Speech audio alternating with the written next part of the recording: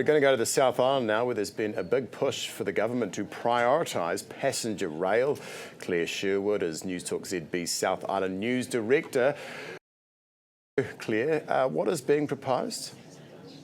So this is the Southerner train service that we have known about as a proposal for some time now. It would be reintroducing a daily train service connecting Christchurch with Invercargill, the main stop along the way, and a point of, a key of that would be Dunedin, but there is talk of it stopping at other key centres and places, including Timaru and even Gore. Now, if the Southerner does return, it would service an area with a population of about 750,000 New Zealanders total, and that's without considering, tourists and anyone else who may jump on. The key thing, though, is that the advocacy group Save Our Trains has come out saying they have actually put forward a proposal to the Infrastructure Commission to ask that this be considered as part of a national infrastructure priority. They want it listed on the Infrastructure Priorities Program, which would mean then it would national or government level funding.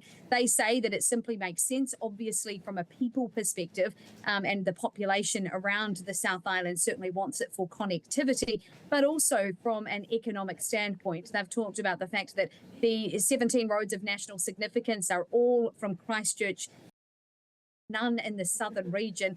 And further to that, they say that those roads of national significance, or at least to the recent announcements, would mean there's, $170 million per kilometre, for example, listed as being put towards those roads. They say that they would be able to fund a rail service for less than a metre worth of roading infrastructure. Okay, well, and Claire, you've got an exciting update on the Te Kaha Stadium. Oh, this is exciting. There's so much excitement and curiosity around the turf or the grass that's been laid at 1NZ Stadium. In fact, at one point, it was on the front page of the press newspaper that everyone wanted to know where it was being grown. They had 1.2 hectares of the grass being grown off-site by a subcontractor, and it's now officially been shipped into the inner city and laid down in the stadium, as you can see here. That turf, though, is top secret and will remain that way. Council says they have no revealing the exact makeup of the grass types. They do, however, say that it is what they call a reinforced grass, which means that 95% of the grass product is natural, but 5% is artificial. That helps with stuff like strength and also keeping the green tinge, even if the lighting setups that they've got and the hydration means that some of the grass, looks a little worse for wear. So no matter what, it will always look nice and green on the tally, and that's the 5% artificial element that makes that up.